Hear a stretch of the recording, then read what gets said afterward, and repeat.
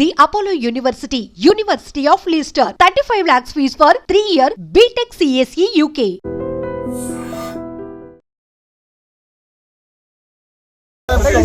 Hitachi Pharma chemicals blast జరిగింది. 9:35 మధ్యలో జరిగిందండి. ఇమీడియట్ గా 10 minutes దూరంలో ఉన్న పోలీస్ స్టేషన్ కి ఏసీపీ ఆఫీస్ కి చెప్పడం జరిగింది. వాళ్ళు within 20 minutes NDRF, SDRF, DDRF, insurance, fire engine, revenue, police, state సంబంధించిన బలగాలందరూ కూడా ఇక్కడ రావడం జరిగింది. ఇప్పుడు వరకు 6 స్పాట్ లో డెడ్ బాడీని ఫైండ్ చేయడం జరిగింది. 6 డెడ్ బాడీలు. అట్లాగే హాస్పిటల్, ప్రణవ్ హాస్పిటల్ చందానగర్ లో 2 వైల్ అండర్ గోయింగ్ ట్రీట్మెంట్ ఇద్దరు చనిపోయారు. So 8 members confirmed.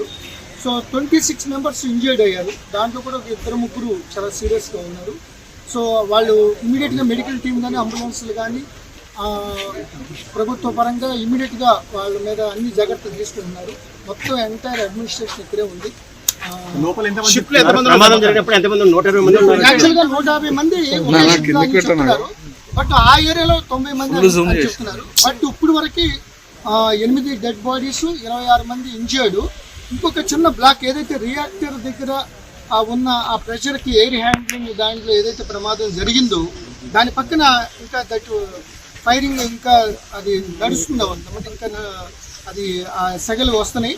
సో ఈ యొక్క ఎన్డీఆర్ఎఫ్, ఎస్డీఆర్ఎఫ్, డీడీఆర్ఎఫ్ కంటిన్యూస్ గా ఆపడానికి ప్రయత్నిస్తారు. అది అయితే కానీ మనకి అవన్నీ కూడా వెరిఫై చేస్తారు కంపెనీ వాళ్ళు, రెవెన్యూ ఆఫీషియల్స్, కలెక్టర్ గారు. చెప్పిన దాని ప్రకారమే 150 మంది పనిచేసాక 90 మంది ఉన్నారని చెప్పారు. ఇప్పుడు 14 మంది క్షతగాత్రులు, 26 మంది క్షతగాత్రులు ఉన్నారు.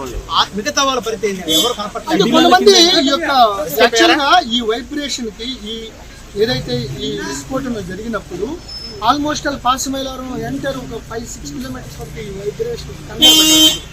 సో దానికి చాలా మంది పక్క నుంచి పారిపోయారు. సో మాకు ఇప్పుడు వరకు ఉన్న దాంట్లో ఇంకొక వేరే హౌసింగ్ పక్కన ఒక 10 members ఉన్నారు అన్నట్టుగా వాళ్ళు చెప్తారు కంపెనీ వాళ్ళు. అదంతా కూడా ఇమీడియట్ గా అదంతా ఫైర్ ఆగిపోయిన తర్వాత కానీ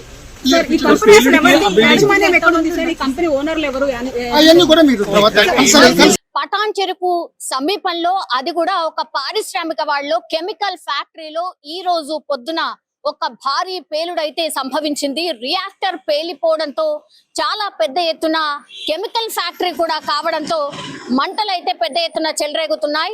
మార్నింగ్ షిఫ్ట్ కోసం చాలా మంది కార్మికులు ఈ రోజు పొద్దున పనికి వెళ్లారు. ఆ టైంలోనే ఇంత పెద్ద ఎత్తున పేలుడు సంభవించడంతో భారీ స్థాయిలో అక్కడ ఉన్నటువంటి షిఫ్ట్ లో ఉన్నటువంటి వాళ్ళు చాలా మంది కూడా ఒక 100 మీటర్లు ఎగిరి పడ్డట్టుగా మనకు స్పష్టంగా కనిపిస్తోంది. అట్లాగే దట్టమైన పొగ కావచ్చు, మంటలు కావచ్చు, ఇంకా కూడా పెద్ద ఎత్తున అక్కడ స్ప్రెడ్ అవుతున్న పరిస్థితి కనిపిస్తోంది. ఇంకోటి, అది కెమికల్ ఫ్యాక్టరీ కాబట్టి ఘాటైన వాసన చుట్టుపక్కల కూడా పూర్తిగా స్ప్రెడ్ అయింది.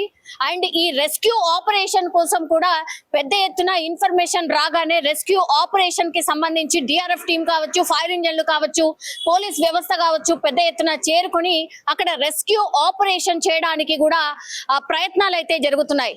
మనకు ఇప్పుడున్నటువంటి సమాచారం మేరకైతే 20 నుంచి 30 మందికి తీవ్ర గాయాలైనట్టుగా, అట్లాగే ట్రీట్మెంట్ కోసం సమీపంలోని హాస్పిటల్ కి తరలించినట్టుగా మనకున్నటువంటి ఇన్ఫర్మేషన్. అయితే డాక్టర్స్ ఆల్రెడీ వాళ్ళ దగ్గరికి అంటే హాస్పిటల్ కి తీసుకొని వెంటనే ఒక 5 అయితే చనిపోయినట్టుగా చెప్తున్నారు. అండ్ కాసేపటి క్రితం ఇంకో 5 కూడా మరణించినట్టుగా డాక్టర్లు అయితే నిర్ధారించినటువంటి పరిస్థితి అయితే కనిపిస్తోంది. సో టోటల్ 10 మంది ఇప్పుడు మరణించినట్టుగా మనకున్నటువంటి ఇన్ఫర్మేషన్. సో అతి పెద్ద పేలుడుగా భావిస్తున్నారు. అండ్ దట్టు ఒక కెమికల్ ఫ్యాక్టరీ కావడంతో అక్కడ ఉన్నటువంటి సమీప ప్రజలు కూడా ఆ ఘాటైన వాసనకి తీవ్ర ఇబ్బందులు పడుతున్నారు. వాళ్ళు ఇళ్ల నుంచి కూడా బయటికి దూరంగా వెళ్ళిపోయినట్టుగా కూడా చెప్తున్నారు. మనకు తెలుసు సిటీ శివారు ప్రాంతాలు కూడా ఆల్మోస్ట్ ఇప్పుడు కలిసిపోయినాయి. అంటే సిటీ శివారు ప్రాంతాల్లోనే ఇవన్నీ కూడా ఫ్యాక్టరీస్ ముందు ఉండేవి, కానీ ఇప్పుడు ఆ సిటీ అంతా కూడా స్ప్రెడ్ అయిపోయింది. శివారు ప్రాంతాలు కూడా స్ప్రెడ్ అయిపోయాయి కాబట్టి నివాస ప్రాంతాలు ప్రాంతాలు, పారిశ్రామిక ప్రాంతాలు అన్ని కూడా కలిసిపోయి అక్కడ విపరీతమైనటువంటి ఈ వాసన కావచ్చు, దాంతోని కూడా రోగాలు కావచ్చు విపరీతంగా స్ప్రెడ్ అవుతున్న వార్తలు చాలా రోజుల నుంచి కూడా వింటూ ఉన్నాం. ఇప్పుడు నివాస ప్రాంతాల మధ్యలోనే ఇప్పుడు ఈ పారిశ్రామిక సంబంధించిన ఫ్యాక్టరీస్ ఉండడం వల్ల కూడా ఇట్లాంటి ఇన్సిడెంట్ జరిగినప్పుడు మాత్రం చాలా మంది ప్రజలు ఇబ్బంది పడుతున్నారు. ఇప్పుడు అక్కడ కూడా అదే జరుగుతోంది. సియాచి ఫ్యాక్టరీ ఇది కెమికల్ ఫ్యాక్టరీ కావడంతో కెమికల్స్ పెద్ద ఎత్తున నిల్వ ఉండడం, కార్మికులు కూడా పెద్ద ఎత్తున మార్నింగ్ షిఫ్ట్ కు వెళ్ళడం. ఇప్పటికైతే మనకున్నటువంటి సమాచారం ప్రకారం అయితే లోపల ఒక 50 నుంచి 60 మంది ఈ రోజు మార్నింగ్ షిఫ్ట్ కి వెళ్ళినట్టుగా కూడా చెప్తున్నారు. సో అందులో 20 మంది తీవ్ర గాయాలు కావడం, అందులో 10 మంది చనిపోయినట్టుగా కూడా చెప్తున్నారు. ఇంకో 10 మందిని హుటాహుటిన హాస్పిటల్ కి తరలించి ట్రీట్మెంట్ కూడా కొనసాగుతున్నటువంటి పరిస్థితి. వాళ్ళ పరిస్థితి కూడా చాలా విషమంగా ఉన్నటువంటి మనకైతే అందుతున్నటువంటి సమాచారం. కానీ లోపల ఇంకెంత మంది ఉన్నారు మరి? 40 మంది, ఇంకా 40 మంది అంటే పొద్దున షిఫ్ట్ 60 మంది ఉండుంటే ఇంకా 40 మంది ఎక్కడ? 40 మంది పరిస్థితి ఏంటి?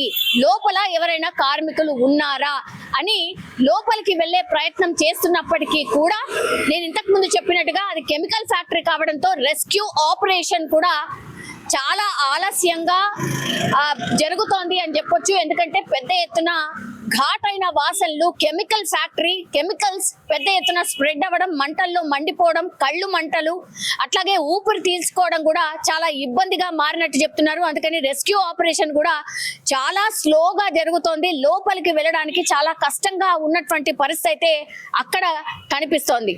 సో ఎవరు కూడా ఊహించి ఉండరు ఇంత పెద్ద ఎత్తున మంటలు చెలరేగడం, భారీగా పేలుడు జరగడం, మంటలు యాజ్ వెల్ యాజ్ మంటలను చల్లార్చిన కొద్దిగా అక్కడ పెద్ద ఎత్తున పొగ కూడా స్ప్రెడ్ అవుతోంది. ఈ రెస్క్యూకి సంబంధించిన టీం చేరుకోవడానికి కూడా కొంత సమయం పట్టింది. 4-5 ఫైర్ ఇంజన్లతోని ఇప్పుడు మంటలు ఆర్పే ప్రయత్నం అయితే కొనసాగుతోంది. కెమికల్స్ పెద్ద ఎత్తున మండుతున్నాయి కాబట్టి మండే తత్వం ఉన్నటువంటి కెమికల్ ఫ్యాక్టరీ కావడంతో కూడా మంటలు అదుపులోకి రావట్లేదు. అందుకని 5 ఫైర్ ఇంజన్లతోని మంటలు ఆర్పే ప్రయత్నం పెద్ద ఎత్తున జరుగుతోంది. సో చూడాలి, దీనికి సంబంధించిన ఇన్ఫర్మేషన్ కూడా ఇంకా అందే అవకాశం కనిపిస్తోంది. ప్రస్తుతం అయితే మనకున్నటువంటి ఇన్ఫర్మేషన్ ప్రకారం అయితే 10 మంది ఆల్రెడీ చనిపోయినరు, ఇంకో 10 మంది క్రిటికల్ పొజిషన్ లో ఉన్నటువంటి పరిస్థితి ఉంది. అలాగే లోపల ఇంకొంత మంది చిక్కుకున్నట్టుగా కూడా చెప్తున్నారు. వాళ్ళని బయటకి తీసుకొచ్చే ప్రయత్నం ఒకటి జరుగుతోంది. ఇంకోటి కార్మికులకు సంబంధించిన కుటుంబ సభ్యులు పెద్ద ఎత్తున ఈ సియాచి ఫ్యాక్టరీ దగ్గరికి చేరుకుంటున్నారు. మా వాళ్ళ పరిస్థితి ఏంటి, మా వాళ్ళు లోపల ఉండిపోయినరు, బయట లేరు అన్నటువంటి మాట కూడా చెప్తున్నారు. పెద్ద ఎత్తున గాయాలయ్యాయి, కాళ్ళు, చేతులు, అట్లాగే కడుపు, ఇవన్నీ కూడా అంటే పూర్తిగా కాలిపోయిన కొంతమంది పరిస్థితి అత్యంత దారుణంగా ఉంది. సో పెద్ద ఎత్తున బర్నింగ్ ఇంజరీస్ ఎవరికైతే జరిగినాయో వాళ్ళు చనిపోయినట్టుగా చెప్తున్నారు. ఇంకా చాలా మందికి బర్నింగ్ ఇష్యూస్ చాలా పెద్ద ఎత్తున ఉన్నాయి, వాళ్ళ పరిస్థితి కూడా విషమంగా ఉన్నట్టు చెప్తున్నారు. సో ఒక్కసారిగా హైదరాబాద్ లో ఒక పారిశ్రామిక వాడలో జరిగినటువంటి అతిపెద్ద ఇన్సిడెంట్, అతిపెద్ద భారీ పేలుడు చాలా విషాదాన్ని నింపిందని చెప్పొచ్చు.